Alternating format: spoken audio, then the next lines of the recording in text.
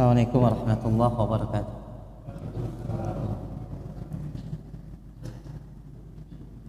Innal hamdalillah nahmaduhu wa nasta'inuhu wa nastaghfiruh wa na'udzu billahi min shururi anfusina wa min sayyiati a'malina.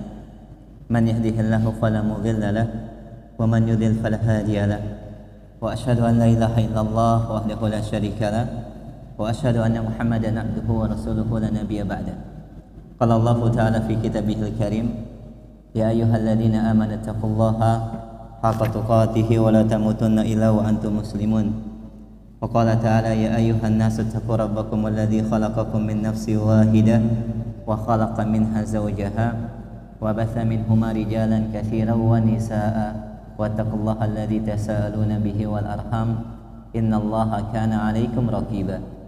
Ya ayyuhalladzina amanu taqullaha wa qulu qawlan sadida yuslih lakum a'malakum wa yaghfir lakum dhunubakum wa may yuti'illaha wa rasulahu faqad faza fawzan 'azima. Amma ba'd, fa inna asdaqal hadithi kitabullah wa khal hadi Muhammad sallallahu alaihi wasallam wa syarrul umuri muhdatsatuha wa kullu muhdatsatin bid'ah wa kullu bid'atin dhalalah wa kullu dhalalatin finnar. Amma ba'd.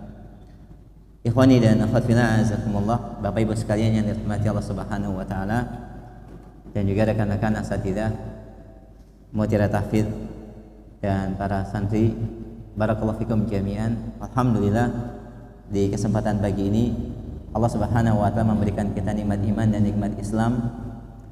Segala puji bagi Allah yang memberikan kita nikmat sehat dan waktu luang, dan segala puji bagi Allah Subhanahu wa taala yang memberikan kita udara sunnah dan bisa istiqamah di atas agama yang hak ini insyaallah ta'ala sampai ajal menjemput. Dan segala puji bagi Allah Subhanahu wa ta'ala yang memberikan kita kecenderungan hati-hati untuk bisa berkumpul di atas agama yang hak, di atas akidah yang sahih, dan di atas kebaikan manhaj Ahlussunnati wal Jamaah.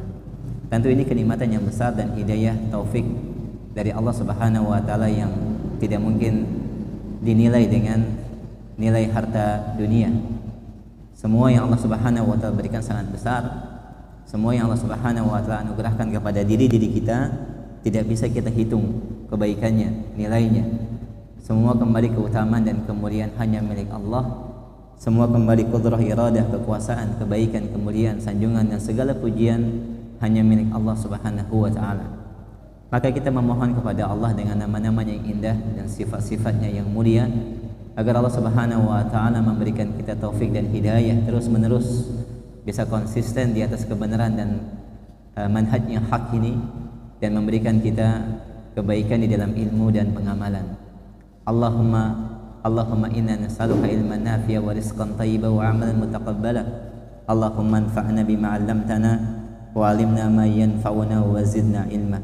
Ya Allah, berikanlah kepada kami ilmu yang bermanfaat, dan berikanlah kemanfaatan kepada kami dari ilmu yang Kau berikan dan anugerahkan kepada kami, dan tambahkanlah kami ilmu.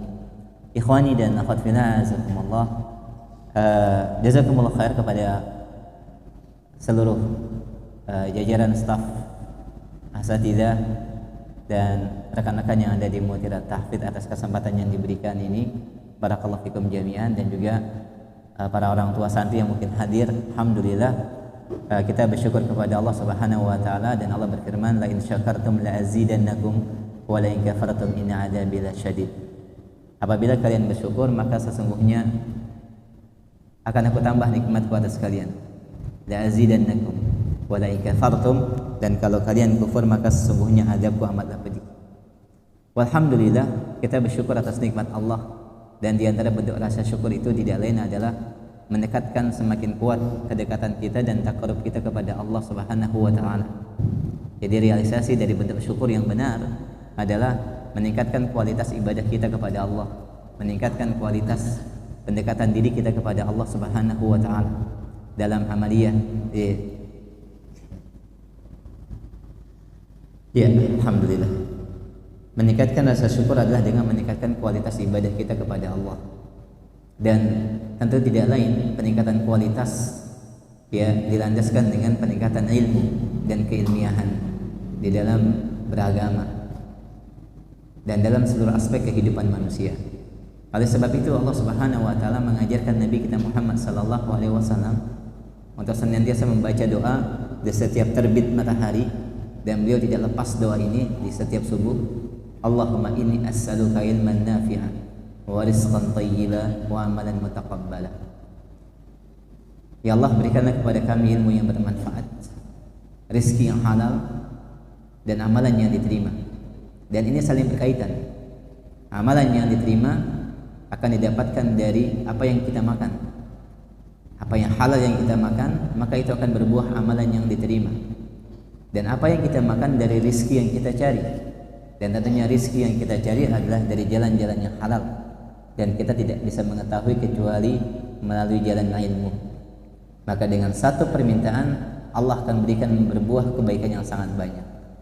Maka target pertama dan yang paling utama perencanaan kehidupan kita di setiap hari yang harus kita takhtir, rencanakan dengan matang, strategi apa yang akan kita jalankan dan trik-trik apa yang akan kita ambil untuk bisa mewujudkan perencanaan tersebut.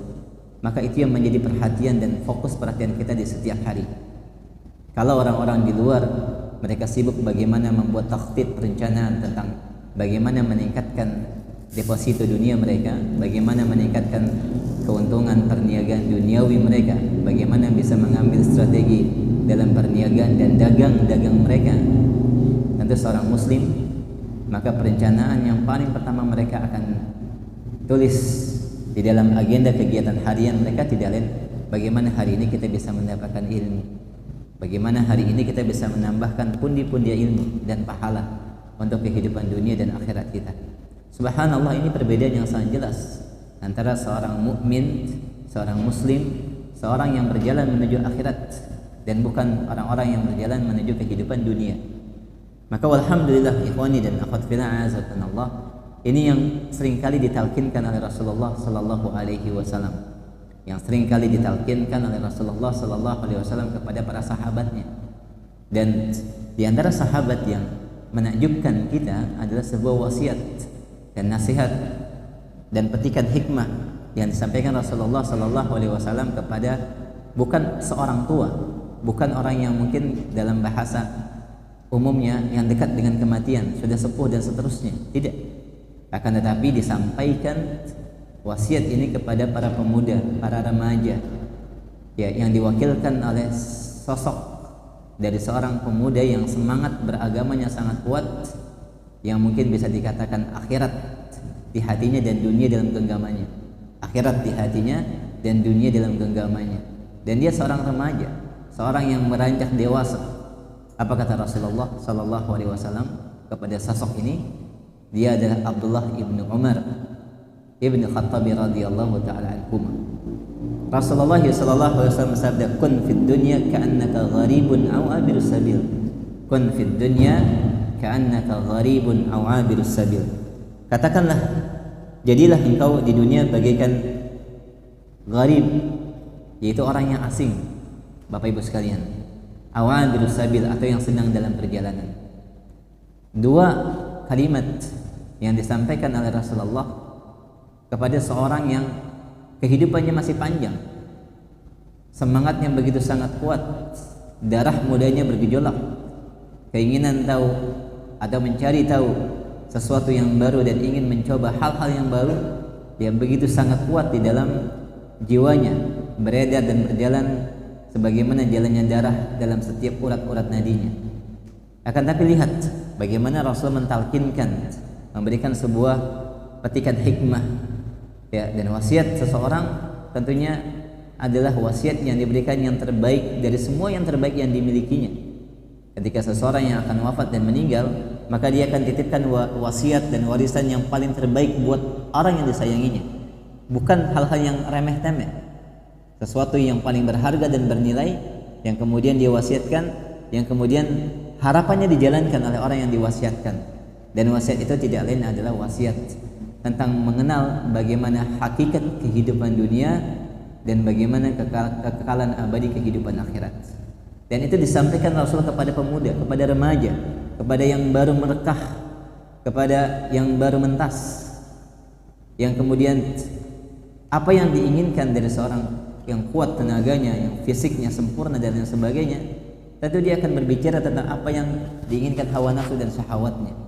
Tapi subhanallah, bagaimana seorang murabbi, bagaimana seorang pendidik, bagaimana seorang tua yang diberikan beban amanah, bagaimana seorang ustaz dan ustazah, atau setiap mereka yang menginginkan kebaikan kepada anak didiknya, maka mereka mentalkinkan dan mentarbiyah anaknya di atas pendidikan imaniyah, pendidikan tarbiyah imaniyah yang didasari dengan keimanan yang kokoh dan kuat.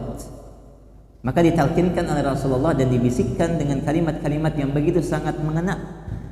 Kenapa demikian? Karena itu akan bermanfaat buat kehidupan selama-lamanya.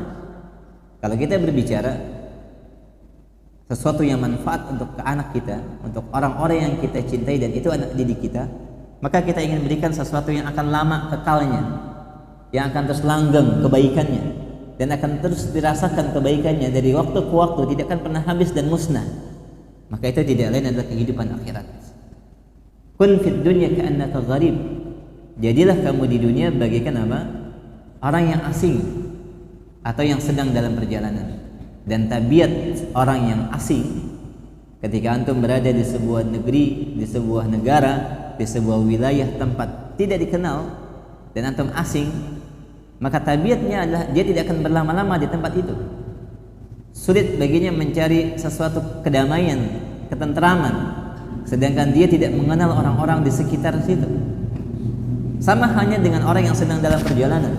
Ketika kita ingin pulang ke kampung halaman lewat Pantura misalnya atau lewat selatan, indah perjalanan, akan tapi kita tidak mau berlama-lama dalam perjalanan, apalagi dengan kemacetan yang ada, dengan terik matahari yang sangat kuat dan seterusnya.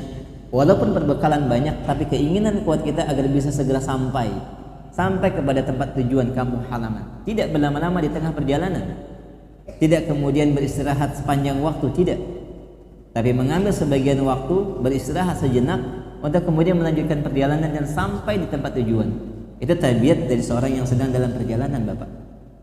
Makanya Rasul mengatakan, mali walid dunya, apalah aku dengan dunia, perumpamaannya bagaikan rajulun istadhalla tahta syajarah, seseorang yang kemudian duduk istirahat sebentar, sejenak saja di bawah rindangnya pepohonan. Setelah dia melepaskan sedikit keletihannya, dia bangkit kembali, kemudian dia jalan.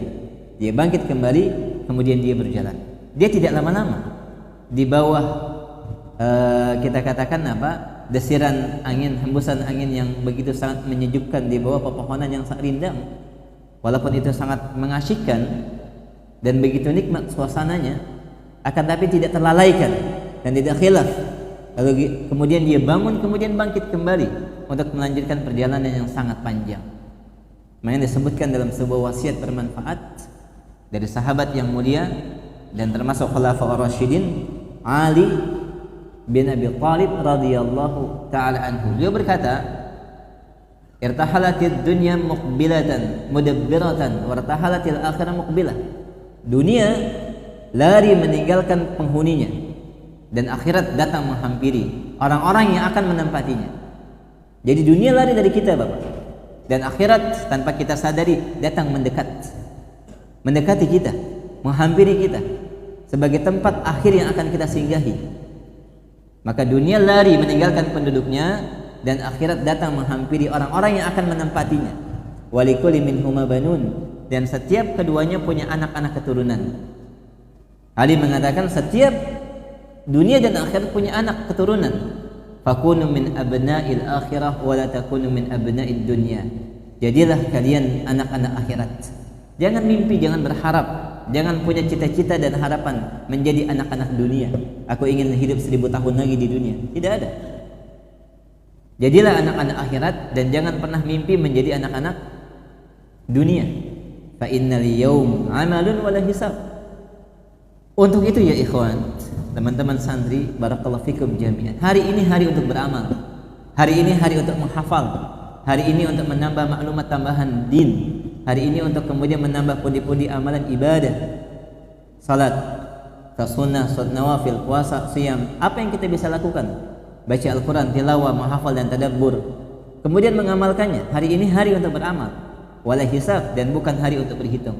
Wa ghadan hisabun wala amal. Nanti akan datang satu waktu di mana hari untuk berhitung. Tidak ada lagi kesempatan untuk beramal. Betapapun orang ingin kembali ke dunia, tidak akan diberikan kesempatan itu. Dia berteriak sekeras-kerasnya dan dia berharap dan berdoa, bahkan bermunajat. Habis semua air matanya dan serak teriakan mulutnya untuk kemudian berdoa kepada Allah sampai tidak ada suara, ya Allah, kembalikan aku di dunia. Irji'in, berikan kami kesempatan kembali ke dunia, sebagaimana Allah kisahkan di dalam Al-Quran. Ketika orang-orang itu di alam barzakh dan amalan mereka kurang, maka mereka berteriak sering mengucapkan Rabbirji'un, Rabbirji'un, ya Allah, ya Rabb, kembalikanlah kami ke dunia, dengan mengucapkan nama-nama Allah yang indah, Rabb. Dan ini diantara doa diijabahkannya doa dengan nama-nama Allah yang indah. Maka dia bertawassul dengan nama Allah, ya Rabb, irji'in, irji'un, kembalikan kami ke dunia. Akan tapi ikhwani fillah azakumullah, hari itu sudah putus. Betapapun kita mendatangkan semua sebab-sebab diijabahkannya doa, tidak akan dikabulkan. Untuk apa mereka kembali ke dunia? La'ali a'malu salihan fima taraktu, agar aku bisa beramal dengan amal yang soleh yang dahulu aku tinggalkan. Dia ingin kembali ke alam dunia, bukan ingin ketemu orang yang dicintainya, tidak ingin ketemu ayah ibunya, enggak. Tidak ingin memakan makanan yang paling nikmat yang belum sempat dia santap, belum, tidak. Bukan ingin kembali bermain, mencicipi sesuatu yang belum pernah dirasakan. Dia ingin kembali ke dunia hanya ingin satu tujuan, la'ali a'malu salihan, agar aku bisa beramal salih, bisa sejenak duduk di majlis ilmu, bisa kembali membaca ayat-ayat Al-Quran 1 halaman 2 halaman, bisa salat sunnah dengan khusyuk, bisa hadir di majlis-majlis ilmu, di majlisnya para ulama, bisa kemudian salat kepada Allah dengan penuh harap dan cemas. La'ali a'malu salihan, agar aku bisa beramal saleh yang dahulu mungkin ditinggalkan. Adzan berkumandang tidak dihiraukan, undangan kajian ya tidak dipedulikan. Orang-orang yang sakit di sekitarnya dia tidak anggap, dia acuh tak acuh. Yang dia inginkan hanya mengejar keinginan hawa nafsu dan syahwatnya dan keinginan duniawiyahnya. La'ali a'malu salihan, agar aku bisa beramal dengan amal yang salih. Namun ikhwani fillah azakumullah, apa kata Allah? Kalla innaha qa'ilatun wa min wara'ihim barzakh ila yaumi yub'atsun. Sekali-kali tidak akan mungkin. Ini hanya sebatas permintaan yang tidak mungkin dikabulkan, karena di belakang mereka sudah ada alam barzakh sampai nanti dibangkitkan. Allah kisahkan itu ikhwan dalam rangka memberikan iktibar, dan kita ambil petik hikmah yang ada di dalamnya. Dan itu adalah kejadian yang pasti akan terjadi. Dan Al-Quran bukan dongeng, bukan juga pengantar tidur anak-anak kita, tidak. Akan tapi semua kisah yang ada di dalamnya real, nyata, sebagai sebuah berita, kisah-kisah yang ada di dalamnya menjadi pelajaran agar diambil bagi orang-orang yang hidup. Dan itulah tujuan dibacakannya Al-Quran, dalam rangka memberikan peringatan dan pelajaran bagi orang-orang yang hidup, bukan yang mati hatinya. Maka subhanallah ikhwani fillah azakumullah, kembali kepada wasiat Ibnu Abbas sebagai mukaddimah dalam pertemuan ini ikhwan, bahwa kepada Ibnu Umar ditalkinkan dengan kalimat memutus semua kelezatan, memutus semua kelezatan dunia. Bagaimana orang-orang yang kemudian cinta dunia dan ingin panjang hidupnya, menikmati makanan yang nikmat, minuman yang mengasyikkan, tidak. Ketika diberikan sebuah hikmah yang datang dari Nabi kita Muhammad sallallahu alaihi wasallam, walaqad ba'atsna fi kulli ummatin rasulan an i'budullaha wajtanibut taghut. Tidaklah kami utus pada setiap umat melainkan seorang rasul dalam rangka menyampaikan risalah Allah, agar kalian menyembah Allah Subhanahu wa taala. Tauhidullah azza wa jalla ditalkinkan kepada Rasulullah kepada Ibnu Umar, jadilah di dunia bagaikan orang yang asing dan atau sedang dalam perjalanan, karena tujuan hidup kita di dunia hanya sementara. Dan realitanya, fakta yang ada adalah sebagaimana yang Allah firmankan, keberadaan kita di dunia, saya, antum semua, para orang tua kita, tidak lain dalam rangka beribadah kepada Allah Subhanahu wa taala. Wa ma khalaqtul jinna wal insa illa liya'budun. Dalam surat Dzariyat ayat 56 Allah mengatakan, tidaklah Allah ciptakan jin dan manusia dan Allah turunkan di dunia tidak lain dalam rangka menegakkan sebuah risalah yang mulia, an yuwahhidun, yaitu untuk mentauhidkan Allah, beribadah kepada Allah semata. Ikhwani fillah azakumullah. Maka tentunya manakala ini ditalkinkan Rasulullah kepada anak remaja, min babil aula, tentu lebih layak bagi kita untuk kemudian meniti jalan Rasulullah, bertasyabbuh dengan bagaimana beliau menyampaikan pendidikan, sebuah pesan pendidikan kepada anak-anak, ditalkinkan dengan kalimat-kalimat rabbaniyah, dengan pendidikan imaniyah, sehingga keterpautan hati mereka bukan lagi ke dunia. Keterpautan hati mereka bukan seakan-akan dia akan hidup terus di dunia, tidak. Setelah itu bagaimana sikap Ibnu Umar, subhanallah, seakan-akan akhirat ada di hatinya. Maka yang dia kejar, hasrat keinginannya, ketamakannya, dan bakhil waktunya tidak lain dalam masalah akhirat. Dan para sahabat demikian, dalam masalah harta dia royal, dia lepas, dia berikan ke siapa saja yang dia miliki. Tapi dalam masalah waktu, maka mereka sangat bakhil dan pelit. Bagaimana setiap waktu berjalan, dari satu ibadah berpindah ke ibadah yang lain, dari satu zikir berpindah ke zikir yang lain, dari satu ayat berpindah kepada ayat yang lain, dari satu amalan pendekatan kepada Allah kemudian berpindah kepada amalan pendekatan yang lain. Dan itulah demikian beredar kehidupan seorang muslim dan mukmin dalam kehidupan mereka di dunia, sampai nanti ajal menjemput, maka tidak ada lagi tempat untuk beristirahat di dunia. Ingat kita tentang seorang yang bertanya kepada Imam Ahmad, mata nastarih, kapan kita istirahat wahai Imam? Dengan keletihan ibadah ini kapan kita beristirahat? Ya, kapan kita bisa berleha-leha sejenak, meluruskan punggung, beristirahat sejenak dari ibadah? Apa kata Imam Ahmad rahimahullahu taala? Beliau mengatakan, istirahat yang hakiki ikhwani fillah azakumullah, apabila kita yakin lapak kaki kanan kita menginjak rumput surga. Apabila kita benar-benar yakin lapak kaki kanan kita benar-benar menginjak segarnya rumput surga, maka selama itu belum terjadi, maka tidak ada istirahat. Selama-lamanya tidak pernah akan ada istirahat. Na'udzubillah min dzalik. Bagaimana mereka yang kemudian dihempaskan ke neraka? Selama-lamanya, abadan abidin, tidak akan pernah ada istirahat yang hakiki bagi mereka selama-lamanya. Tapi istirahat yang hakiki adalah manakala kita ikhwani fillah azakumullah benar-benar mendapatkan sebuah kenikmatan yang besar, bisa masuk ke dalam surga Allah Subhanahu wa taala. Oleh sebab itu, talqin, pendidikan rabbani dan penguatan keimanan yang sudah dimiliki dasarnya dan wadahnya di dalam setiap anak-anak didik kita, subhanallah, maka itu harus kita perkuat Bapak dan Ibu sekalian. Dan ini wasiat buat kami, buat saya dan buat teman-teman di belakang saya yang diamanahkan dengan pendidikan yang begitu sangat berat. Dan ini bukan pekerjaan yang ringan, bukan pekerjaan yang mudah. Membentuk sebuah generasi yang terbaik, membentuk sebuah warna, di mana warna itu lebih kental kepada apa? Kepada nuansa keimanan yang menghidupkan mereka di atas benih-benih keimanan. Wadahnya sudah ada, keimanan sudah tersematkan di dalam jiwa-jiwa mereka. Sehingga Rasulullah SAW memberikan sebuah sinyal, isyarat. Beliau bersabda, "Kulun yuladu ala fitrah, kullu mauludin yuladu ala fitrah." Wa ma'an awqad wa kama qala Nabi sallallahu. Sesungguhnya setiap anak dilahirkan di atas fitrah. Maka dia punya semacam chip. Dia memiliki apa? Chip keimanan yang tersematkan di dalam setiap jiwa mereka. Di awal kali penciptaan, sebelum mereka diturunkan ke dunia, dipersaksikan, "Man rabbuk?" Siapa Rabbmu? Siapa yang kau sembah? Maka semua kita mengucapkan dengan satu kalimat, kalimatut tauhid, bahwa sesungguhnya sesembahan kita hanya Allah Subhanahu wa taala. Dan chip itu terekam, terjaga, terpelihara, dan itu merupakan benih keimanan disematkan dalam setiap jiwa insan. Makanya disebutkan kulun, setiap anak dilahirkan di atas keimanan.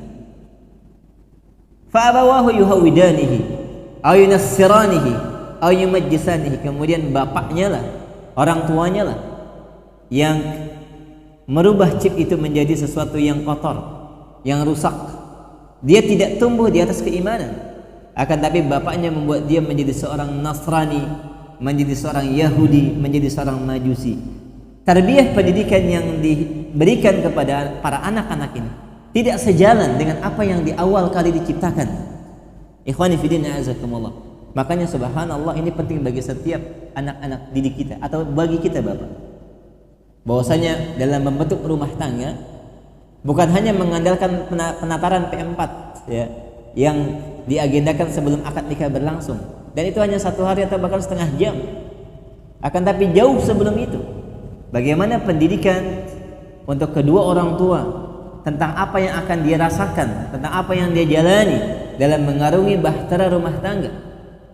Bukan hanya sebatas sesuatu yang indah, bagaikan kita berada di lautan dengan kicauan burung yang masya Allah. Akan tapi sejatinya mengarungi bahtera rumah tangga itu sangat berat. Nahkoda, dan anak buah kapal harus memahami dengan benar ke arah mana tujuan kita akan berjalan, dan apa yang akan kita tanggung, dan bagaimana caranya. Disebutkan di dalam sebuah kalimat bijak, ya, kalau tidak salah perkataan Imam Malik atau Atiyah, beliau berkata rahimahullahu taala, tarjun najaha wa lam tasluk masalikaha, innas safinata la tajri 'ala yabas. Engkau mengharapkan kesuksesan tapi tidak meniti jalannya, ketahuilah sesungguhnya bahtera tidak akan berjalan di daratan. Kita harapkan kesuksesan, keberhasilan, dan sesuatu itu tidak ada yang instan Bapak Ibu sekalian. Walaupun kita sekarang zamannya instan, semua orang ingin instan, ya. Akan tapi dalam proses kehidupan yang hakiki, dalam kehidupan nyata, dan kita hidup di alam nyata, bukan alam mimpi. Bagi mereka yang masih tertidur dan mimpi bangun, dan mereka hidup di alam nyata, bukan alam mimpi, di mana mereka harus bekerja dan berusaha, berikhtiar untuk mencari hidayah. Sebagaimana kita cari makan untuk kehidupan kita, mencari nafkah untuk bisa membeli barang-barang yang kita inginkan, perabotan rumah tangga yang kita inginkan, kita bekerja Pak, berusaha. Ingin mencapai pendidikan yang tinggi, maka kita meniti jalannya, masuk ke universitas, kemudian belajar setahun, 2 tahun, 3 tahun, mendapat gelar, terus. Maka demikian dalam kehidupan, maka dia berikhtiar dan berusaha mencari hidayah, di mana Allah inginkan, maka kita mencarinya. Dan Allah memberikan sebuah isyarat, innallaha la yughayyiru ma biqaumin hatta yughayyiru ma bi anfusihim. Allah tidak akan merubah keadaan suatu kaum sampai dia merubah keadaan dirinya sendiri. Maka perubahan yang pertama dari insan, dari manusia, datang dari Allah perubahan berikutnya. Lalu kemudian manusia berubah. Ada beberapa tahapan perubahan, tapi diawali, ya, kemudian dilakukan tahapan pertamanya dari manusia itu sendiri, bahwa dia mau berubah dan dia mau memperbaiki diri dan dia mau tumbuh di atas keimanan. Dan ini yang disebut dengan rabba yarbu, tarbiyah, bertumbuh, berkembang di atas pendidikan rabbaniyah. Ini yang kita maksud dengan tarbiyah, yaitu pendidikan yang berkembang, berkelanjutan, berkesinambungan, min siraril ilmi qabla kibari, dari ilmu-ilmu dasar, dari ilmu-ilmu basic sampai kepada ilmu yang induk, sampai kepada ilmu yang luas, sebagaimana ditafsirkan oleh Ibnu Abbas dalam surat Ali Imran, walakin kunu rabbaniyin bima kuntum tu'allimuna alkitaba wa bima kuntum tadrusun. Maka jadilah kalian rabbani. Siapa rabbani? Siapa hamba Allah yang rabbani? Alladzina tu'allimuna alkitab. Maka mereka tidak lain adalah yang mempelajari Alkitab. Ta'lim, ta'allum, mempelajari Alkitab, yaitu Al-Quranul Karim, tilawatan wa fahman wa tadabburan wa hifdhan wa amalan. Dia baca dengan sebaik-baik bacaan, dia fahami maknanya dan dia tadabburi, kemudian dia berusaha untuk menghafal, dan tentunya dia lanjutkan dengan proses mengamalkan. Dan itulah bentuk diantara bagaimana metode sahabat seluruhnya belajar. Dari Jabir bin Abdullah dan segenap para sahabat, dari Ibnu Abbas, mereka berkata, dahulu kami ketika masa remaja belajar bersama Rasulullah di hadapan beliau. Kami belajar 10 ayat. Tidak berlalu 10 ayat melainkan kami memahami, mentadabburi, mengetahui fikihnya, dan kemudian kami mengamalkannya. Setiap 10 ayat, baru kemudian kami tambah 10 ayat berikutnya. 10 ayat berikutnya pun demikian, difahami, dibaca dengan baik. lalu kemudian ditadabburi dan diamalkan, baru berlanjut 10 ayat berikutnya. Ini metode yang Masya Allah, yang banyak ditinggalkan oleh sebagian teman-teman dalam bagaimana mendidik, bagaimana kurikulum terbentuk. Makanya mereka mengatakan, man hafidhatul Baqarah, siapa yang menghafal surat Al-Baqarah, julla fi a'yunina, mereka agung di hadapan mata-mata kami. Al-Baqarah hanya 3 juz sekian. Itu bisa dihafalkan anak-anak santri mungkin 3 bulan, 4 bulan, 5 bulan. Selesai Al-Baqarah. Akan tapi bobot yang dimiliki oleh para sahabat terdahulu beda. 30 juz sampai kita mungkin setahun, ada yang 7 bulan selesai. Tapi mereka 30 juz menghafal sampai tua, bertahun-tahun. Karena Al-Baqarah saja mungkin butuh berapa puluh tahun. Dengan pengamalan, dengan ilmu dan pengamalan. Makanya mereka yang menghafal Al-Baqarah di zaman sahabat, julla fi a'yunina, sangat tinggi di hadapan mata-mata kami. Karena mereka menghafal dengan mengamalkan. Dibandingkan kita menghafal kemudian hilang. Fanasallallahu salamata wal afiyah. Tapi ini metode. Dan ini harus kita sampaikan. Dan tentunya ikhwani fillah azakumullah, wa khairul hadi Muhammad sallallahu alaihi wasallam. Sebaik-baik petunjuk tidak lain adalah petunjuk Rasulullah sallallahu alaihi wasallam. Bagaimana mentarbiyah, mendidik anak-anak. Walakin kunu rabbaniyin, maka jadilah kalian seorang rabbani. Bima kuntum tu'allimuna al-kitab, dari kalian mempelajari Alkitab yaitu Al-Quran. Wa bima kuntum tadrusun, kalian ajarkan Alkitab dan kalian mengajarkan Alkitab, mengajarkan Al-Quran, belajar Al-Quran dan mengajarkan Al-Quran, tidak pernah putus. Kata Ibnu Abbas radhiyallahu ta'ala anhu, alladzina yu'allimuna al-kitab min sigharil ilmi qabla kibari. Mereka mengajarkan Al-Quran, mereka mengajarkan ilmu dari ilmu yang basic, ilmu yang dasar, terus berkembang sampai kepada ilmu yang lebih luas, sampai kepada ilmu yang lebih dalam. Maka demikianlah kurikulum berjalan. Dan demikianlah kewajiban seorang murabbi, seorang pendidik. Kewajiban kita semua, baik yang ada di pondok, demikian juga para orang tua. Karena kalau kita bicara masalah dunia pendidikan, ada yang disebutkan dengan istilah segitiga pendidikan, di mana sisi kirinya adalah orang tua atau manajemen mahat, kemudian sebelah kanannya, ujung kanannya adalah manajemen mahat atau orang tua, kemudian di puncak piramida adalah anak. Ini harus saling berkesinambungan dan terhubung, tidak bisa putus. Anaknya semangat tapi tidak didukung oleh orang tua, tidak dikunjungi bertahun-tahun, subhanallah, tidak ada kabar, tidak ada salam, seakan-akan dia buang anak itu. Atau orang tuanya semangat, anaknya semangat, tapi manajemen pondoknya tidak memberikan sebuah ramuan kurikulum yang pas. Ini juga tidak benar. Atau orang tua demikian manajemen pondoknya baik, tapi anak tidak punya semangat, tidak ada mental juang, tidak ada kedisiplinan, tidak ada kemauan kuat. Ini juga tidak berhasil.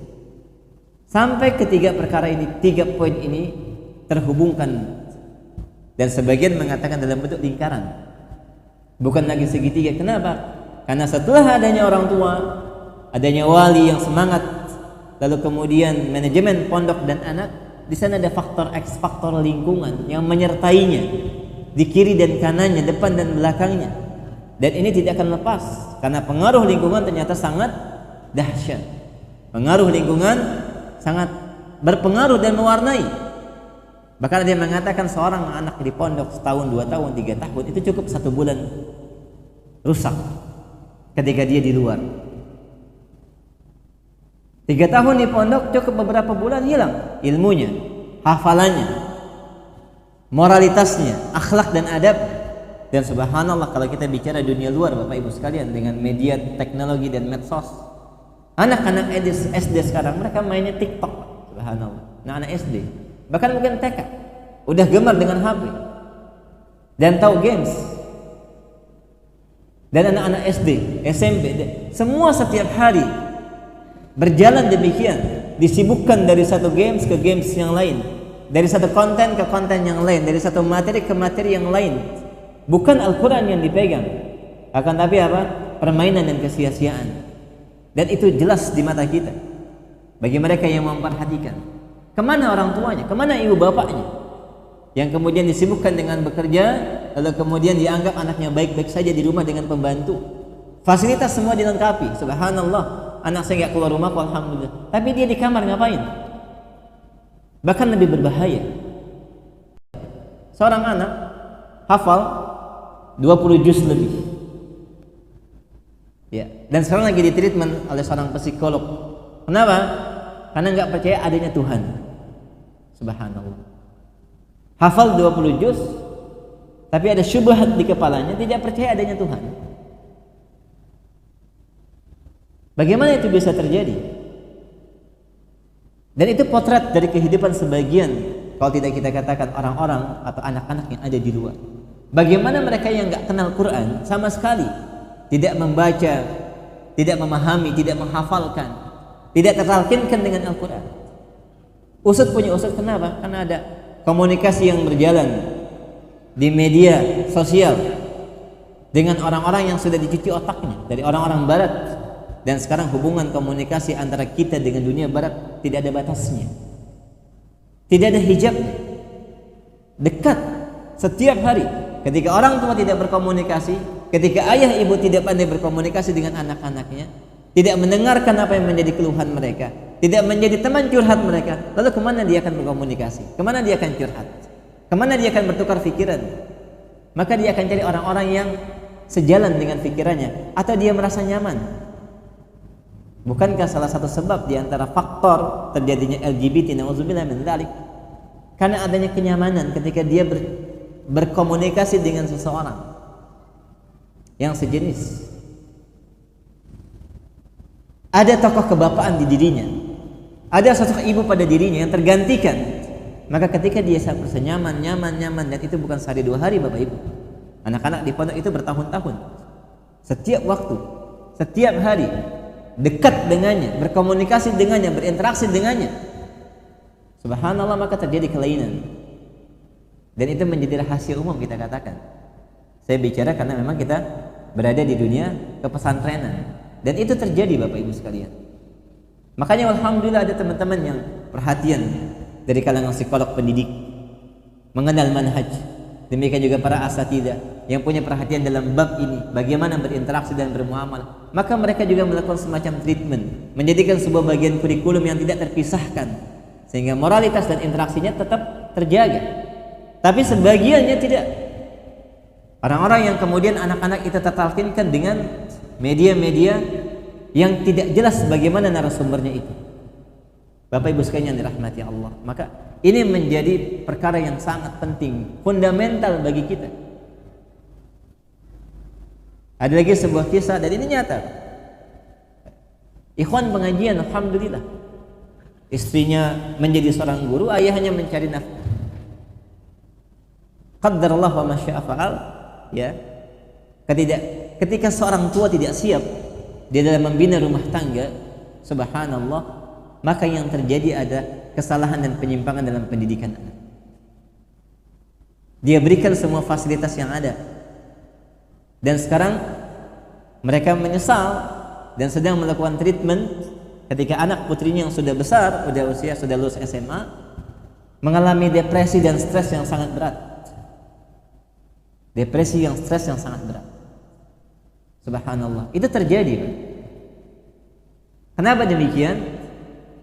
Ikhwani fillah na'azakumullah. Tentunya pendidikan yang dituntut setiap orang tua untuk mentarbiyah anak-anaknya atau yang di bawah tanggungannya tidak lain ada tarbiyah rabbaniyah ala dha'il kitabi was sunnah, di atas Al-Quran dan sunnah, di atas cahaya Al-Quran dan sunnah, di atas metode manhaj para sahabat salafun salih.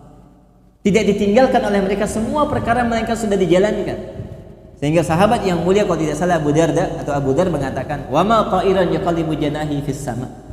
Wa ma ta'irun, tidaklah seekor burung mengepakkan sayapnya di udara illa qad buyyina lana ilmahu, melainkan Rasulullah telah menjelaskan semua tentang ilmunya. Bukan berarti ilmu terbang ya, tapi ini analogi bahwa Rasulullah telah menjelaskan semua perkara, semua yang mendatangkan kepada kebaikan akhirat dan apa yang dapat mendatangkan kemurkaan Allah itu sudah dijelaskan oleh Rasul. Tidak ada yang tersisa. Dan Allah mengatakan, "Al-yauma akmaltu lakum dinakum wa atmamtu 'alaikum ni'mati wa raditu lakum al-Islam madina." Pada hari ini telah kusempurnakan untuk kalian agama kalian Kucukupkan nikmatku atas kalian dan kuridhai Islam sebagai agama bagi kalian. Ini ayat pamungkas Bapak Ibu sekalian akan kesempurnaan Islam dan bahwasanya Islam tidak butuh tambahan sebagaimana tidak butuh pengurangan. Tidak ada kebutuhan bagi kita untuk mencari maklumat dari tempat yang lain atau metode-metode pendidikan dari orang-orang yang lain, narasumber yang tidak cukup dari Al-Quran dan Sunnah selesai. Makanya orang Yahudi sangat cemburunya, besar cemburunya dengan kita dengan ayat ini. Apa kata mereka? Lau nuzila alaina ma'saral yahud, kalaulah ayat ini diturunkan kepada kami orang-orang Yahudi, laja'alna yawma nuzulihi 'idan, kami akan jadikan hari turunnya sebagai perayaan. Dan kita hanya dua perayaan, hanya ada dua perayaan, Idul Fitr dan Idul Adha. Kalau ada perayaan yang ketiga, mungkin ayat ini, sebab turunnya ayat ini. Kalau diturunkan kepada kami orang-orang Yahudi, kami akan jadikan yauma nuzulihi 'idan, hari turunnya sebagai hari perayaan. Dan Umar bin Khattab mengatakan, saya tahu di mana ayat itu turun, kapan dan kepada siapa. Pada hari Arafah, pada Haji Wada, kepada Rasulullah, dan ayatnya berbunyi al-yauma akmaltu lakum dinakum. Maka jelas dari sini dusturnya, qanunnya, undang-undangnya tidak lain adalah kembali kepada tarbiyah imaniyah ala dha'il kitabi wa sunnah, di atas Al-Quran dan sunnah. Tidak ada jalan yang lain dalam rangka menyelamatkan anak-anak didik kita. Dan ini dituntut oleh para orang tua untuk mengetahui dan belajar, Bapak. Bukan kemudian pendidikan diserahkan kepada pondok atau ustadz atau asatidzah di sana, tidak. Semata-mata mereka mengajarkan, tidak. Tapi ada peran, ada saham kebaikan, ada deposito yang mengalir. Tentu setiap kita ingin berbuat baik, menitipkan satu kebaikan yang kita talkinkan untuk anak-anak kita. Bukan anak-anak kita ditalkinkan kebaikan hanya sebatas dari orang lain saja, kita tidak. Oleh sebab itu ikhwani fillah nazakumullah, orang tua memberikan nutrisi iya, akan tapi mereka memberikan nutrisi lebih banyak kepada nutrisi yang sifatnya jasmani dan fisik. Ketika anak-anak tumbuh besar, masya Allah, kita senang, badan fisiknya besar, bersih, bahkan dia belajar dengan ilmu. Pagi sekolah, siangnya dia ada di majlis, ada di tempat kursus, sorenya dia melatih keterampilan fisik, malamnya dia belajar, beredar terus dengan ilmu, sebagiannya dengan ilmu, sebagian dengan kesia-siaan. Tapi ilmu yang dimaksud ilmu apa? Karena ilmu ada dua, sebagaimana yang disebutkan oleh Imam Ibn Rajab dalam Fadl Ilmu Salaf al-Khalaf. Al-ilmu ilman, ilmu itu ada dua, ilmu nafi' dan ilmu ghairun nafi', ilmu yang bermanfaat dan ilmu yang tidak bermanfaat. Dan Ibnu Mas'ud kalau tidak salah berkata, seluruh pujian yang disebutkan di dalam Al-Quran dari awal sampai akhir, dari Al-Fatihah sampai An-Nas, tidak lain dengan sebab ilmu. Dan seluruh kehinaan, ketercelaan yang disebutkan di dalam Al-Quran dari awal sampai akhir, tidak lain dengan sebab kejahilan, tidak lain dengan sebab kebodohan. Maka ilmu mengangkatkan derajat manusia. Yarfa'illahu alladhina amanu minkum walladhina utul ilma darajat. Allah akan meninggikan orang-orang di antara kalian dengan keimanan sebagian dan dengan ilmu pengetahuan beberapa derajat. Maka orang yang beriman dengan ilmu yang bermanfaat lebih tinggi kualitasnya. Orang yang beriman dan memiliki ilmu maka lebih tinggi kualitasnya. Maka kita katakan sebagian anak-anak itu tumbuh dengan ilmu. Akan tapi ilmu yang dimaksud tidak lain hanya sebatas ilmu keduniaan semata, Bapak. Ilmu keduniaan semata, ilmu eksak, ilmu keterampilan. Maka dia pintar ilmu bahasa, sebutkan bahasa yang dipelajari dia bisa.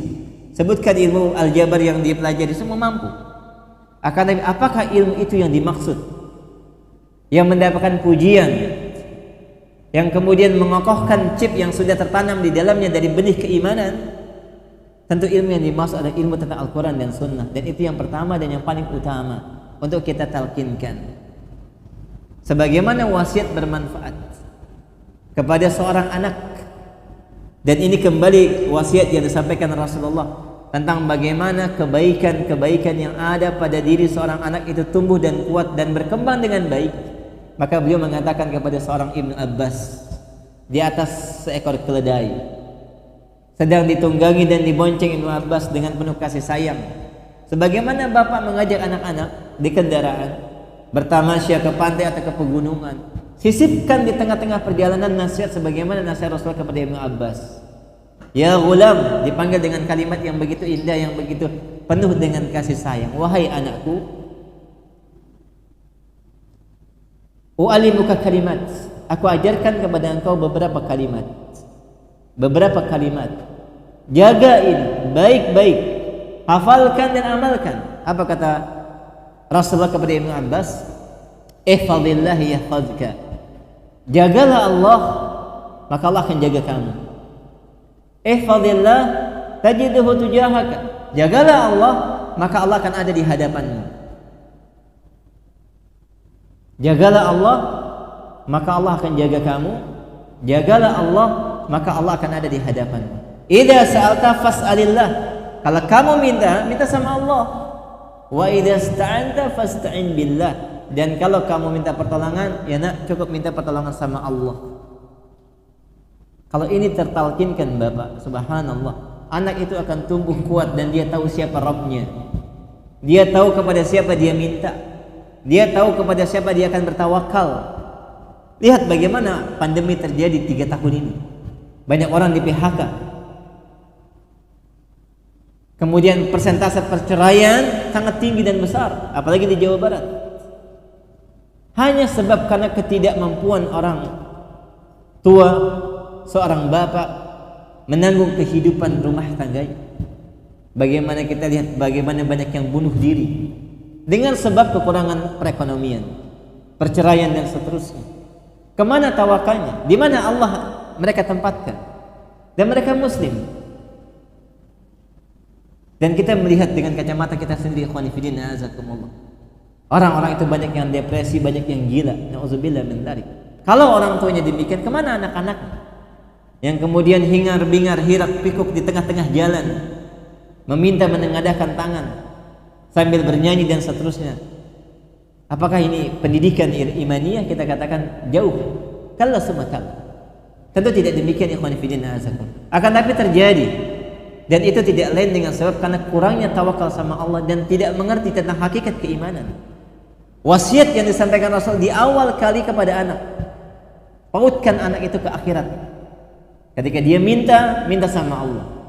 Allah kasih rizki, akan ayah berikan. Allah kasih rizki, akan umi berikan. Sehingga dia mengetahui yang memberikan rizki, yang memberikan mainan, yang memberikan pakaian, yang memberikan rumah dan kendaraan bukan ayahnya, tapi Allah Subhanahu wa ta'ala. Tawakalnya kuat sama Allah. Sebagaimana tawakal seekor burung, kata Rasulullah, "Lau tawakkaltum haqqa tawakkuli." Kalaulah kalian bertawakal dengan sebenar-benar tawakal, la razaqakum, maka niscaya kamu akan diberikan rizki sebagaimana Allah memberikan rizki kepada seekor burung. Takhdu himasan wa taruhu bitana. Pergi dalam keadaan perut kosong, kemudian kembali dalam keadaan perut kenyang. Ikhwani fillah, azakumullah. Dari sini kita bisa memahami pentingnya wasiat yang disampaikan Rasulullah kepada Ibnu Abbas. Sebagaimana hal ini diwasiatkan kepada Ibnu Umar dengan sebuah redaksi yang berbeda. Akan tapi intinya adalah bagaimana anak itu tumbuh mengenal siapa Rabbnya, tentang hakikat kehidupan dunia dan kehidupan akhirat, tentang apa kewajiban asasi dan utamanya, tentang apa ilmu yang paling bermanfaat. Bukan hanya sebatas nutrisi fisik yang kita berikan.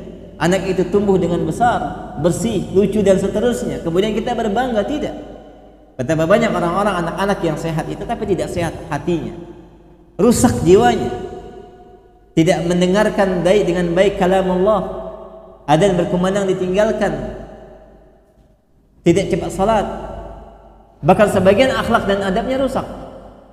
Kenapa demikian? Karena antusias kita, prioritas yang kita berikan hanya sebatas kepada nutrisi fisik Bapak, nutrisi jasmaninya, tapi tidak kita berikan dengan cukup nutrisi hatinya.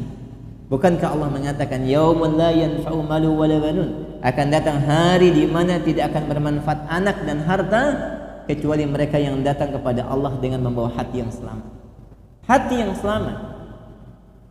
Maka yang menjadi barometer dan yang menjadi parameter kebaikan dan kebenaran adalah bagaimana hati seorang hamba itu bisa beriman kepada Allah dengan keimanan yang baik. tidak mencampur adukan keimanan mereka dengan kesyirikan. Sebagaimana ini nasihat Luqman Al-Hakim kepada anaknya, ya bunayya la tusyrik billah, inna syirka la dhulmun azim. Wahai anakku, janganlah kau menyekutukan Allah. Sesungguhnya kesyirikan kezaliman yang paling besar. Lihat bagaimana Khalilur Rahman Ibrahim alaihissalam mentarbiyah anaknya, berdoa kepada Allah Subhanahu wa taala untuk Ismail dan keturunannya. Wajnubni wa bani an na'budal asnam. Ya Allah, ya Rabb, jauhkan aku dan anak keturunanku dari menyembah berhala. Kita katakan Ibrahim, Bapak Ibu sekalian alaihissalam, abul anbiya, yang disebutkan Khalil Rahman, yang kuat tauhidnya dan tidak diragukan, diberikan gelar Khalil, kekasih Allah, dan bapaknya muwahhidin. Tapi beliau tidak merasa aman dari terjerumus kepada kesyirikan. Maka beliau bentengi keluarganya, anak dan istrinya. Dan bukan hanya itu, bukan hanya dia dibentengi, dia pun berdoa kepada Allah, ditalkinkan anak-anaknya, wajnubni wa bani na'budal asnam. Ya Allah, jauhkan anak keturunanku dari menyembah berhala. Dan ini penting untuk kita berikan kepada anak-anak kita. Didik mereka di atas keimanan, agar mereka tahu tauhid, agar mereka mengenal kesyirikan, memahami sunnah dan apa lawannya, mengenal kebaikan dan apa yang menjadi lawannya keburukan, mengenal tauhid dan apa yang menjadi kebalikannya itu apa? Kesyirikan. Makanya para ulama mengatakan ad-diddu yuzharu husnahu ad-diddu wa bil-diddiha tatabayyanu al-asya'u. Sesuatu lawan akan menjelaskan kebalikannya. Dengan mengetahui lawan dari sesuatu akan menjadi terang segala perkara. Dalam artian, ketika seseorang mengajarkan anaknya tauhid, maka dia akan menjelaskan apa hakikat daripada tauhid dan lawannya berupa kesyirikan. Ketika dia mempelajari sunnah, maka dia akan ajarkan apa hakikat sunnah dan apa yang lawannya menjadi apa? Perkara-perkara kebid'ahan. Yang halal, dia akan ajarkan apa yang haram. Secara otomatis demikian, Bapak Ibu sekalian yang dirahmati Allah. Maka subhanallah ikhwani fillah jazakumullah. Pembicaraan masalah tarbiyah sangat banyak dan sangat luas. Dan kita butuh akan ilmu ini. Karena negara ini, kita katakan bangsa ini dibangun di atas pejuang-pejuang yang mengenal tentang hakikat Allah. Kita bicara demikian, Bapak. Lihat tokoh bangsa ini. Kita tidak bicara apana, tapi siapa di belakang Buya Hamka? Siapa di belakang pejuang tokoh-tokoh nasional kita? Dia adalah orang tua yang menghabiskan waktunya untuk mendidik. Siapa di belakang Imam Ahmad? Siapa di belakang Imam Syafi'i? Lihat biografi Imam Syafi'i ketika beliau wafat, ayahnya dididik oleh orang tuanya, ibunya. Dijual semua harta benda yang dimiliki ibunya, kemudian dibawa anak ini, anak Syafi'i kecil ini dibawa dari Palestina ke Madinah. Dan jaraknya sangat jauh. Untuk bahasanya sekolah pesantren, di madrasahnya, di pesantrennya Imam Malik bin Anas, Imam Darul Hijrah. Dititipkan kepada Imam Malik untuk ditalkinkan dan dididik dengan ilmu yang bermanfaat, ilmu dari Rasulullah sallallahu alaihi wasallam. Lalu kemudian setelah sampai ke sana kembali lagi. Siapa di belakang Imam Syafi'i? Ibundanya. Siapa di belakang Imam Ahmad? Maka orang tua yang mengambil waktu sekian banyak porsinya untuk pendidikan anaknya. Karena dia tahu itu yang bermanfaat untuknya di akhirat. Karena orang tua ini faham apa yang akan memberikan kemanfaatan nanti di akhirat berupa doa anaknya. Ada seorang tua, Bapak, dikisahkan dalam Sahih Muslim, mendapatkan surga yang paling tinggi. Dan orang tua ini bingung, dia tidak mengamalkan amalan yang besar, tapi dia mendapatkan derajat yang besar ini, yang tinggi ini. Maka dikatakan bistighfari waladik, ini semua karena sebab doa dan ampunan anakmu yang dipanjatkan kepada Allah untukmu. Anaknya setiap hari berdoa, beristighfar, memohon ampunan kepada Allah untuk orang tuanya. Ini yang kita butuhkan dari sejumlah amalan yang kita nggak tahu apa yang mana yang diterima, tapi ada yang kita jagokan dari apa? Dari doa dan ibadah yang dilakukan oleh anak-anak. Manfaatnya berkepanjangan, Pak. Bukan kembali kita lihat bagaimana kondisi anak-anak di luar. yang habis waktunya dengan media sosial, dengan perkataan yang sia-sia, dengan nyanyian, dengan film, dengan lain sebagainya. Dan dia tidak mengenal Allah, dia tidak bisa membaca Al-Quranul Karim. Bahkan senandung-senandung yang dihafalkannya jauh daripada, subhanallah, keimanan kepada Allah Subhanahu wa taala. Fanasallallahu salamata wal afiyah. Maka wallahu taala alam.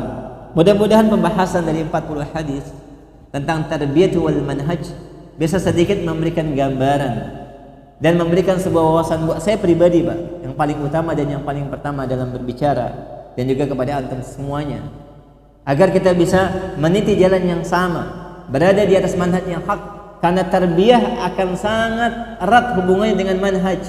Kalau manhaj pendidiknya menyimpang, maka tarbiyahnya akan menyimpang. Kalau manhajnya baik dan lurus, maka demikian pula tarbiyah keimanan yang akan diajarkannya akan baik dan lurus. Makanya ini merupakan sebuah konsekuensi yang tidak akan lepas. Tarbiyah dengan manhaj. Dan Allah Subhanahu wa taala memberikan sebuah isyarat, walikullin ja'alnakum sir'atan wa minhaja, dalam surah Al-Maidah ayat 48 kalau tidak salah. Walikullin, dan pada setiap umat kami jadikan syir'atan wa minhaja, aturan, metode mereka dalam berhidup dan beragama, dan manhaj. Dan disebutkan dalam hadis yang panjang, dalam hadis Hudzaifah ibnul Yaman, ketika Rasulullah SAW memberikan sebuah kenikmatan hidayah berupa Islam dan ilmu. Maka apa kata Hudzaifah? Ya Rasulullah, ini semua kebaikan. Aba'da hadzal khair min syarr?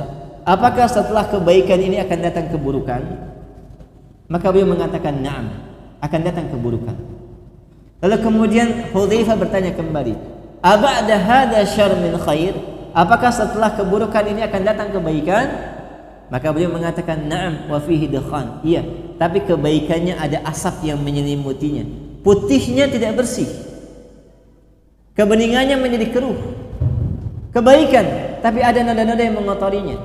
Apa kata beliau? Bertanya Hudzaifah ibn Yaman, "Wa ma dukhanuhu ya Rasulullah?" Apa dukhannya yang mengotori putihnya ini ya Rasulullah? Maka beliau bersabda, "Qaumun yastannuna bi ghairi sunnati wa yahtaduna bi ghairi hadi." Akan datang suatu kaum yang mereka menjalankan sunnah tapi bukan sunnahku, dan menjalankan petunjuk tapi bukan petunjukku.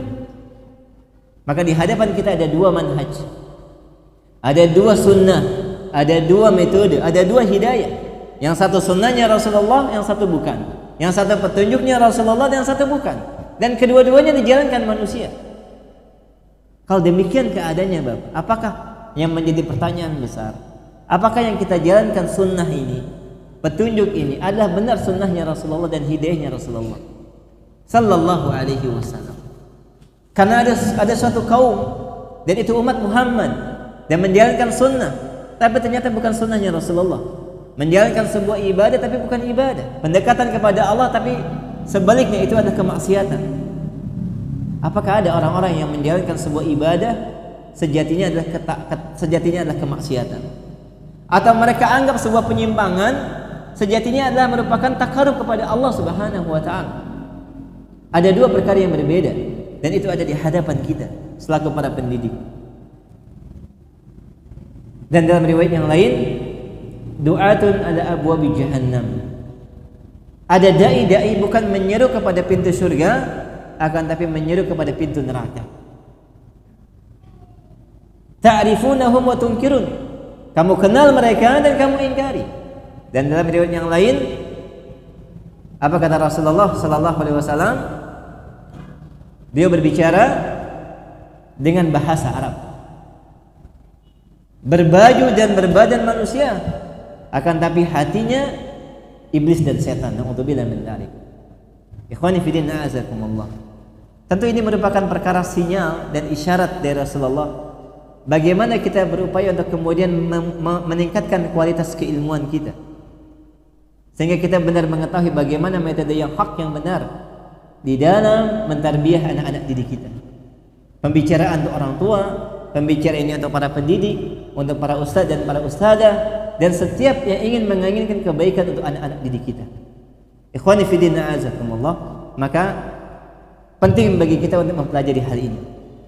Dan hadis yang pertama ya dari pembahasan ini dan saya singgung di penghujung adalah tentang niat yang ada dan tersematkan dalam jiwa kita.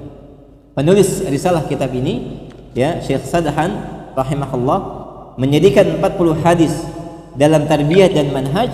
Yang pertama adalah sebagaimana kebiasaan para ulama dalam kitab-kitab fikih mereka, dalam kitab-kitab akidah mereka, dalam kitab hadis mereka menyematkan satu hadis yang awal, yaitu hadisun niyat dari Umar bin Khattab radhiyallahu taala anhu. Nabi sallallahu alaihi wasallam qala innamal a'malu binniyat wa innamal likulli imri'in ma nawa. Faman kanat hijratuhu ila Allah wa rasulih fa hijratuhu ila Allah wa rasulih wa man kanat hijratuhu lidunya yusibuha aw imra'atin yankihuha fa hijratuhu ila ma hajara ilaihi. Rasulullah sallallahu alaihi wasallam bersabda, sesungguhnya yang disebut dengan amalan dan bernilai di sisi Allah adalah dengan niat, dan amalan itu tergantung kepada niat. Maka siapa yang niatnya baik, maka Allah akan baik. Allah akan baikkan kegiatannya, aktivitasnya, ibadahnya. Allah akan ganjar dengan kebaikan. Faman kanat hijratuhu ila Allah, maka siapa yang berhijrah karena Allah dan Rasulnya, maka pahala hijrahnya sebagaimana dia berhijrah kepada Allah dan Rasulnya. Wa man kanat hijratuhu lidunya yusibuha aw imra'atin yankihuha, tapi siapa yang hijrahnya karena apa? Karena dunia yang ingin diraihnya atau wanita yang ingin dinikahinya, maka demikianlah apa yang dia niatkan Allah akan berikan. Tidak ada bagiannya untuk akhirat, tidak ada bagiannya untuk kehidupan akhirat, tapi kebaikan dan apa yang diniatkannya sebatas apa yang tersematkan di dalam hati dan jiwanya. Di antara faedahnya ikhwani fillah azakumullah targhib fil ikhlas, memberikan dorongan motivasi untuk ikhlas kepada Allah. Sebagaimana kita niatkan ikhlas dalam memberikan pendidikan kepada anak-anak kita, memberikan niat yang ikhlas ketika kita menitipkan anak-anak kita ke pondok-pondok pesantren, meniatkan dengan ikhlas ketika kita menitipkan semuanya kepada Allah Subhanahu wa taala. Kewajiban manusia, kewajiban orang tua berusaha, berikhtiar menjalankan sebab-sebab yang syar'i bersamaan dengan tawakal yang kuat kepada Allah Subhanahu wa taala, memohon kepada Allah kebaikan, dan kemudian mengokohkan, menguatkan semangat, kekuatan mental dan jiwa kita. Karena ibu bapak sekalian, kebersamaan kita dengan anak lebih kita inginkan sejatinya. Ada anak bersama kita, bermain bersama kita, bercengkrama bersama kita, menghabiskan waktu bersama kita. Akan tetapi apa ikhwani fillah azakumullah, tentu kebaikan akhirat lebih kita utamakan. Manakala kita mampu untuk mendidik anak kita sendiri, kita akan didik Pak, kita akan talkinkan dia dengan sebaik-baik talkinan. Tapi manakala tidak ada kemampuan itu, maka kita berikan, kita titipkan, kita sekolahkan mereka di tempat yang kita berhusnuzan dan berdoa kepada Allah agar mereka mendidik anak-anak kita dengan sebaik-baik pendidikan.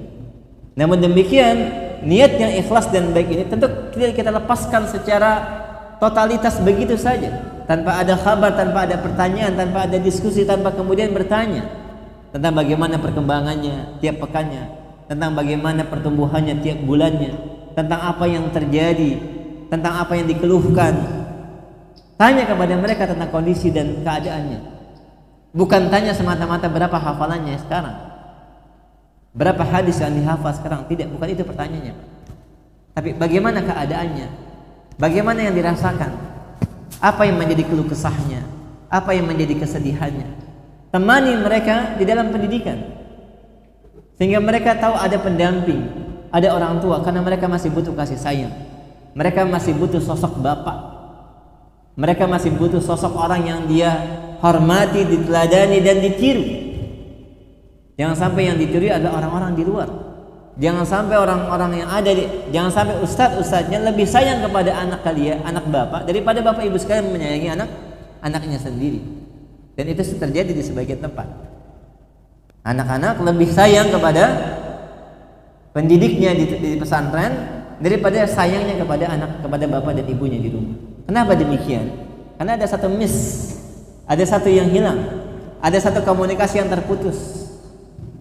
Tentu ini tidak kita inginkan Bapak Ibu sekalian dirahmati Allah. Maka niat yang ikhlas diikuti dengan apa? Diikuti dengan amal yang baik. Dan semua kembali kepada niat. Manakala kita inginkan yang terbaik untuk anak kita, manakala kita inginkan hubungan yang terbaik dengan orang-orang yang ada di sekitar kita, maka yang paling pertama adalah jagalah hubungan baik kita kepada Allah Subhanahu wa taala. Kita inginkan anak kita baik, Bapak. Kita inginkan mereka menjadi tumbuh besar menjadi seorang yang subhanallah kuat dalam membela agama Allah, maka jagalah hubungan kita dengan Allah Subhanahu wa taala. Sa'id ibn Musayyib rahimahullah dan para tabi'in yang lainnya, mereka menambah salat sunnah mereka. Mereka menambah ibadah sunnah mereka setelah yang wajib mereka tunaikan. Maka ditanya, untuk apa? Dan dijawab oleh Sa'id ibn Musayyib, aku tambah sunnahku untuk menambah kebaikan anakku. Aku tambah sunnahku untuk bisa menambah kebaikan anak-anak.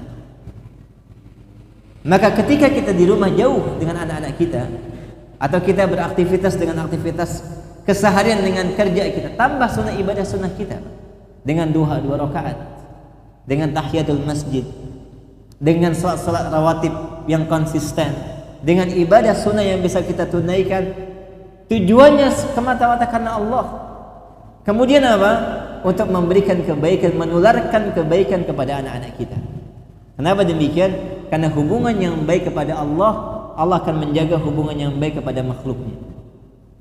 Manakala kita ingin berinteraksi yang baik dengan makhluk, maka kita jaga hubungan kita dengan Khalik. Maka Allah akan berikan kebaikan hubungan kita dengan makhluk, dan yang paling pertama adalah orang yang ada di sekitar kita, yang menjadi tanggung jawab kita, yaitu anak-anak kita. Ikhwani fi din, a'azakumullah. Maka itu yang harus kita fahami dengan baik. Mudah-mudahan sedikit yang bisa saya sampaikan memberikan sebuah muqaddimah dan penghantar dari hadis yang pertama dari 40 hadis tarbiyah dan manhaj, sehingga tarbiyah yang kita inginkan tidak lain adalah bagaimana menumbuh kembangkan dan mendidik, membentuk karakter mereka dengan karakter yang kuat, karakter positif yang diambil dari Al-Quran dan Sunnah, ala dha'il kitabi wa sunnah. Bukan tarbiyah dengan metode-metode barat, bukan tarbiyah dengan pemikiran pola-pola pendidikan yang banyak diserap oleh sebagian sekolah-sekolah dengan apa? Dengan barat. Karena mereka melihat kualitas, peningkatan kualitas hidup dari barat, Bapak Ibu sekalian yang dirahmati Allah. Padahal Islam sudah mencukupi dan semua sudah ada di dalamnya. Tinggal bagaimana kita mengeksplor, mengobservasi lebih dalam, kemudian berkolaborasi antara dunia pendidikan dengan tim ahli pendidikan agama, tim pendidikan umum, tim pendidikan karakter. Karena tidak ada satu orang yang sempurna. Tidak ada satu orang yang sempurna memiliki keilmuan yang cukup. Akan tapi dengan kolaborasi dan sinergi antara semua elemen yang ada di pondok, yang ada di pesantren, maka keberhasilan akan diraih. Bukan kemudian dipisahkan antara masing-masing pendidikan. Ya, maka kita mohon kepada Allah keselamatan dan kebaikan. Mudah-mudahan ini bermanfaat dari sedikit penghantar yang saya sampaikan. Kalau ada pertanyaan terkait dengan bab ini silakan. Wassallallahu ala nabiyina Muhammad wa ala alihi wa sahbihi wasallam. Insyaallah untuk pembahasan berikutnya kita pelan-pelan ya Pak. Satu pertemuan satu hadis sampai 40 hadis ke depan tentang tarbiyah wal manhaj. Sedikit banyak mudah-mudahan dari pembahasan ini memberikan maklumat tambahan buat kita, buat antum semua, dan juga bagaimana hakikat pendidikan di dalam Islam yang bukan hanya sebatas penambahan maklumat dan apa yang dihafal, karena hakikat ilmu bukan yang dihafal, sebagaimana perkataan Ibnu Abbas radhiyallahu ta'ala anhu, beliau berkata, laisal ilma bikatsati riwayah walakinnal ilma al-khasyah. Bukanlah ilmu itu dengan banyaknya hafalan, akan tapi yang dimaksud dengan ilmu sejatinya adalah apa yang rasa takut yang tumbuh di dalam hati. Walaupun kita katakan menghafal penting dan dia termasuk alat daripada ilmu pengetahuan dan di antara metode pembelajaran, akan tapi tentu tidak semata-mata mutlak kepada hafalan semata. Betapa banyak manusia yang tidak punya hafalan, akan tapi secara pengamalan dia jauh lebih baik daripada mereka yang menghafal. Pesan yang ingin kami sampaikan di sini adalah bagaimana ilmu itu berusaha untuk terpatri di dalam jiwa dan kemudian tumbuh dalam karakter yang positif. Anak itu bisa mengucapkan salam kepada orang tua, berinteraksi dengan baik kepada tetangga, bisa kemudian menempatkan dirinya di dalam masyarakat, dan juga memiliki mental juang yang kuat, bukan tumbuh dalam kelemahan, dalam keputusasaan, dalam kemudian kita katakan menjadi bumerang dari ilmu yang dimilikinya. Akan tapi bagaimana dia bisa memberikan kemanfaatan bagi masyarakat. Sebagaimana sabda Rasulullah, ahabun nas ilallah anfa'ukum linnas. Sebaik-baik manusia di sisi Allah adalah yang paling bermanfaat bagi manusia. Bukan yang paling banyak hafalannya, bukan yang paling banyak tahajudnya, bukan yang paling banyak puasanya. Walaupun kita katakan ini amalan yang terus kita berikan dorongan kepada teman-teman, akan tapi yang patut kita pahami bahwa kemanfaatan yang dirasakan oleh manusia lain ternyata itu lebih bermanfaat untuk kehidupan mereka, dan interaksi sosial yang terbangun dengan baik akan membuka pintu-pintu hidayah, akan membuka apa? Pintu-pintu hidayah, sehingga mereka melihat dakwah ini lembut dan hikmah, dan mereka melihat pendidikan yang diajarkan, subhanallah, memiliki karakter yang kuat dan mental yang kuat di dalam kehidupan sehari-hari, sehingga anak bisa berkontribusi dalam kehidupannya.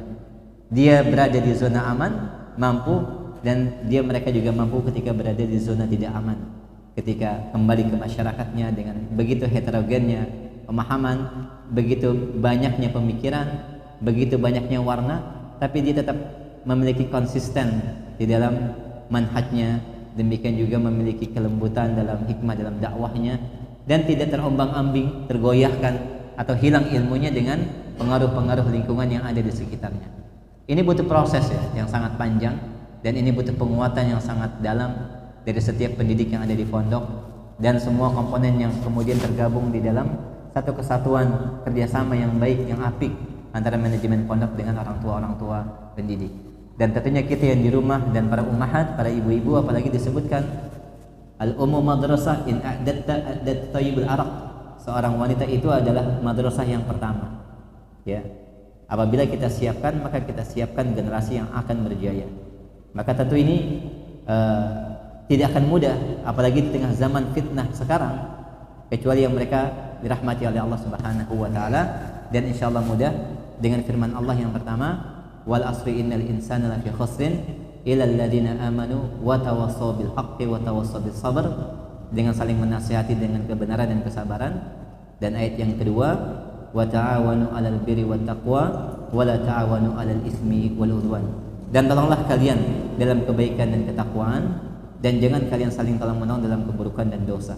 Dan yang ketiga firman Allah, wa'tasimu bihablillahi jami'an wa la tafarraqu. Dan berpeganglah teguh kepada agama Allah, ya, seluruhnya, dan jangan bercerai-berai, jangan berpecah belah. Maka dengan 3 ayat ini insyaallah Allah memberikan taufik dan hidayahnya kepada kita semua, mengikhlaskan niat-niat kita dan memberikan kehidupan yang bermanfaat ini di dunia untuk kita jelang kehidupan akhirat, untuk kehidupan yang abadi dan kekal selama-lamanya. Amin ya rabbal alamin. Dan apa yang benar dari Allah Subhanahu wa taala, yang keliru dan salah dari kedhaifan saya dan dari syaitan laknatullah. Jazakumullah khair ala husni istimaikum wa hudurikum. Barakallahu fikum wa jazakallahu khair. Pertanyaannya jelas dan Mahat mungkin bisa mendengarkannya terkait dengan kondisi keadaan yang sekarang. Ada kebijakan-kebijakan yang meminta kepada para pendidik di pondok dan para orang tua untuk menyekolahkan anaknya kembali melalui metode online, tidak offline. Dan tentu kita banyak melihat beberapa sisi kemudaratannya. Wallahu ta'ala alam.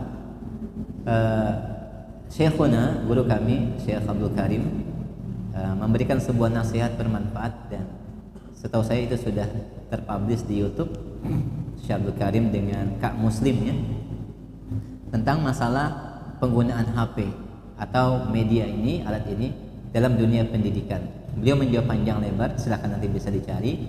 Tapi kesimpulannya adalah, yang pertama memang bagi anak-anak kita secara mutlak jangan diberikan akses untuk memiliki HP secara mandiri atau sendiri, dengan jiwa dan emosi yang masih labil, dan kemudian belum bisa dengan matang dalam memilah dan memilih konten dan seterusnya.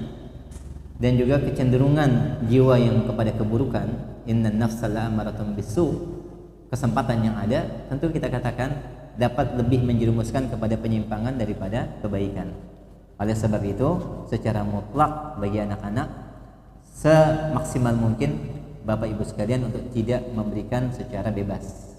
Kemudian yang kedua, ya, kalaupun itu digunakan dan ada satu kemanfaatan yang ingin diraih dan diambil, tentu dengan syurut persyaratan yang sangat ketat, seperti pendampingan atau kemudian penguncian beberapa aplikasi atau konten-konten yang kemudian terekam secara histori dan kemudian bisa dicek kembali.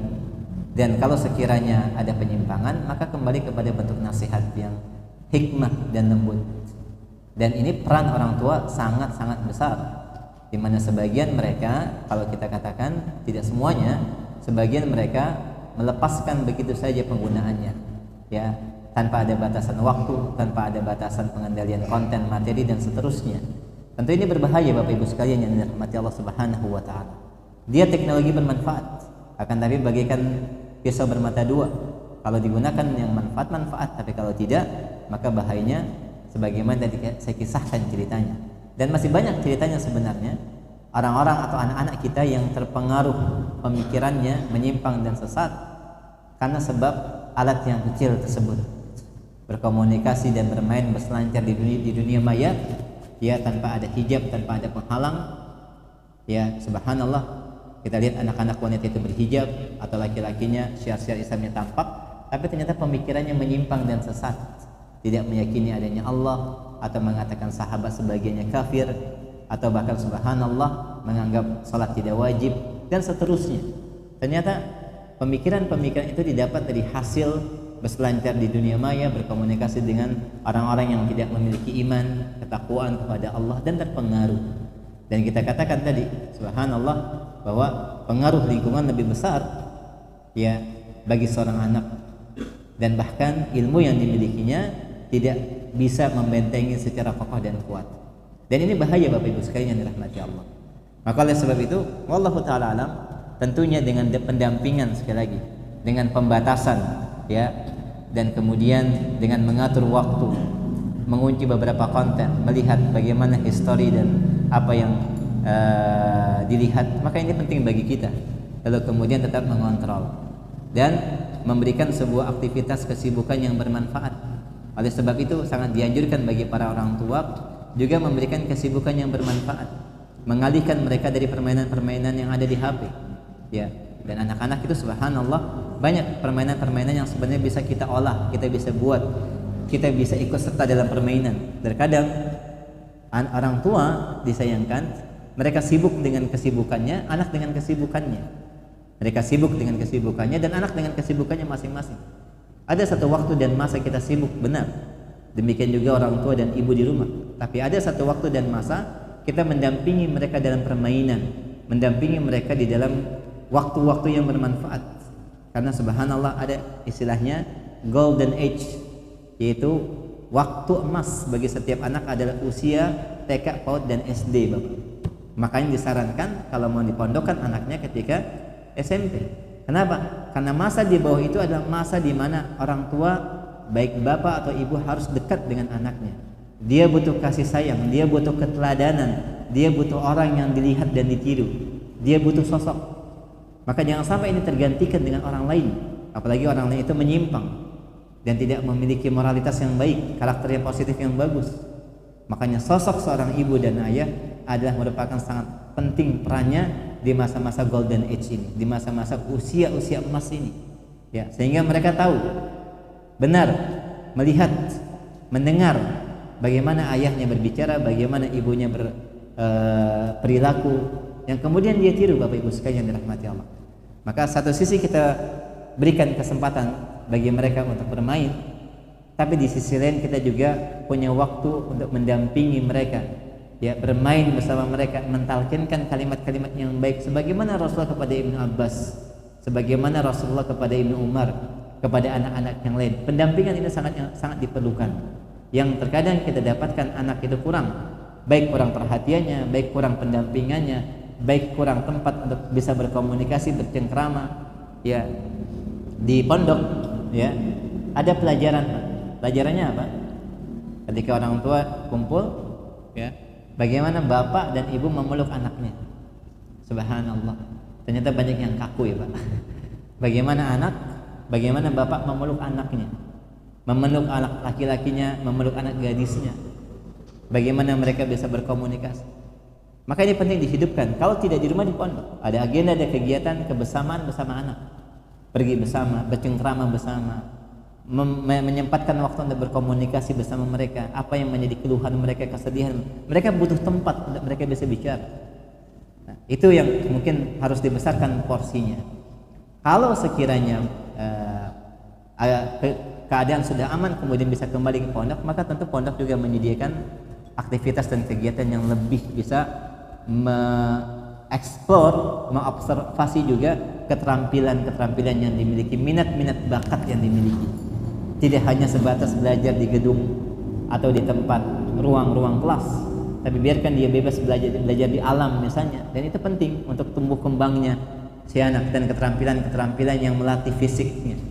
Sehingga ketika mereka lelah, ketika mereka capek, energi mereka sudah terkuras, maka mereka bisa istirahat dengan tenang, dengan nyenyak. Kemudian siap besok beraktivitas kembali, ya, dengan Al-Qur'annya, dengan hafalannya. Kemudian ada momen kebersamaan dengan para pendidiknya. Kemudian ada area dan tempat untuk bermain.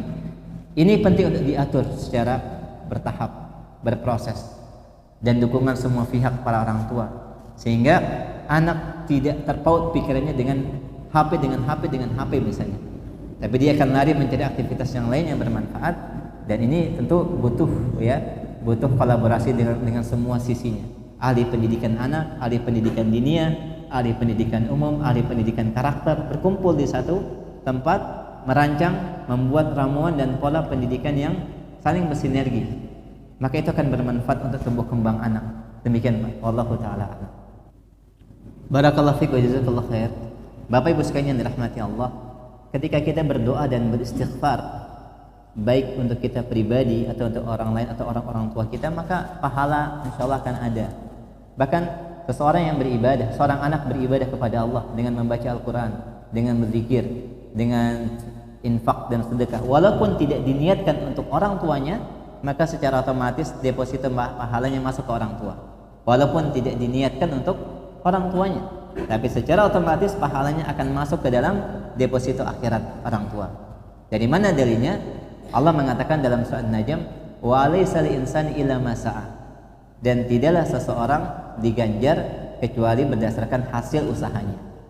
Pertanyaannya, anak hasil usaha orang tua tidak?